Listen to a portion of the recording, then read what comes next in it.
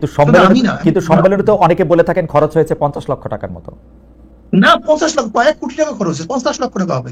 সবশেষ এই শনিবার আপনারা রাজধানী ঢাকার সোহরাওয়ার্দী উদ্যানে যে বিশাল সমাবেশ করলেন, এই ধরনের আয়োজনের খরচ কিভাবে সংগৃহীত হয়?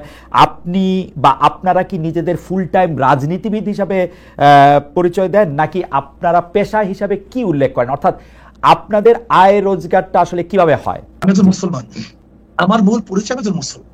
জি, মুসলমানের কাজ হলো দাওয়াত। কাদের মাঝে দাওয়াত দেবো? ফিজাত নাস। রাজনৈতিক যে দল আপনি প্রতিষ্ঠা মানে আপনারা প্রতিষ্ঠা করেছেন, সেই দল থেকে সেই দল কি কারো কাছ থেকে চাঁদা নেয়, বা সেই দলের নেওয়া চাঁদা থেকে কি আপনারা কোনো ভাগ পান, বা আপনি কোনো টাকা নেন সেখান থেকে, বা আপনারা কোনো টাকা নেন? এটা তো মারাত্মক প্রশ্ন। দেখেন, আমরা দেই না। আচ্ছা, যেমন এই বছর এই যে সম্মেলন হয়ে গেছে, আমার 1 লক্ষ টাকা দিতে হয়েছে, আমাদের আমিরও 1 লক্ষ টাকা দিতে হয়েছে। নিজের পয়সা গেছি, নিজের পয়সা আসছে। কিন্তু সম্মেলনে তো অনেকে বলে থাকেন খরচ হয়েছে 50 লক্ষ টাকার মতো। না, 50 লক্ষ, কয়েক কোটি টাকা খরচ হয়েছে, 50 লক্ষ টাকা হবে। আচ্ছা, তো বাকি টাকা?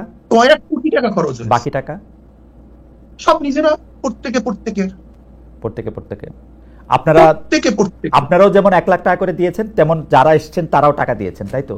প্রত্যেকে টাকা দিয়ে এসছে, আবার নিজেরটা খেয়েছে, নিজের পয়সা চলে গেছে।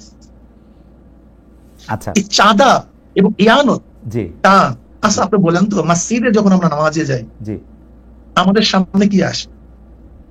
একটা বাক্স নিয়ে আসে, রাইট। এই ব্যাপারে আজ পর্যন্ত কাউকে সমালোচনা করে শুনছেন? করেছে কেউ সমালোচনা, মানে হয়তো মানে অন্যভাবে আর কি। জি, গির্জায় টাকা দেয় না, তেরুতিতে টাকা দেয় না, দেয়, জি। গোটা দুনিয়ার চ্যারিটি চলে কিভাবে? তাই চলে না। আমাদের প্রশ্ন, কারণ বাংলাদেশে কেউ কিন্তু এই ব্যাপার শোনেন, আপনি যদি আমার থেকে 10 টাকা দেন, আপনি যদি আমাকে 10 টাকা হাদিয়া দেন, এমনি দেন, আর যদি 10 টাকা আপনার থেকে জোর করে নেই, এই 2 টাকার মধ্যে পার্থক্য আছে। অবশ্যই পার্থক্য আছে। না, পার্থক্য কি এখানে?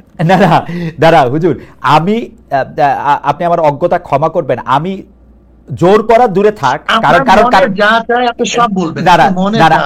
দাদা জোর করা দূরে থাক, আমি এরকম বহু লোককে জানি যারা পীর সাহেব চরমনাইকে টাকা দেওয়ার জন্য কিভাবে টাকা দিবেন, কোন ভাবে আপনাদের একটু দেখা পাবেন, তার জন্য তারা এক ধরনের অনেক আমি কি বলবো, পাগল শব্দটা আমি বলতে চাই না, অনেক অস্থিরতার মধ্যে তারা থাকেন। সুতরাং আপনারা জোর করে নেবেন সেটা আমি বলি নাই।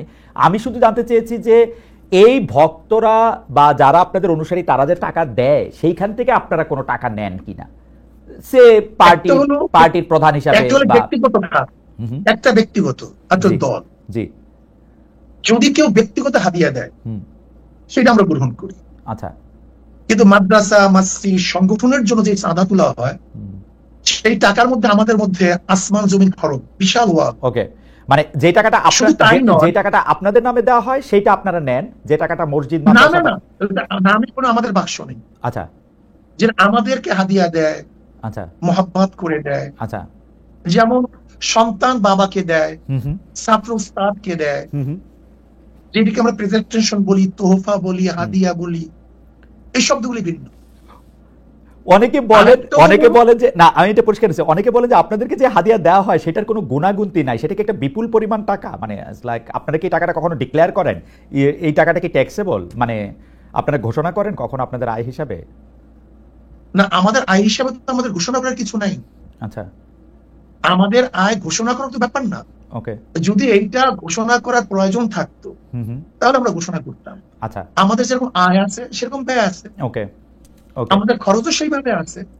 ওকে, এখন আমার প্রশ্ন হলো যে আপনাকে যদি কেউ হাদিয়া দেয় সেটাকে সরকারকে জানাতে হবে কিনা, ধরে নেন অল অফার, বা আপনাকে জানাতে হবে কিনা? ওকে, আমি এই ব্যাপারে পরিষ্কার। আমরা এখানে আরেকটা কথা বলি, এই যে চরমনাই মাহফিল হয়, জি, এই চরমনাই মাহফিলের সমস্ত খরচ, মাহফিলের মাদ্রাসার সমস্ত আলো মাদ্রাসা, এখান থেকে আচ্ছা, সব মাদ্রাসা, এখান থেকে আমাদের এক পয়সা কানা করি আমরা নেইও না, বরং কোনো সন্দেহ যদি হয় সেটা মাদ্রাসা আমরা দান করি। আচ্ছা।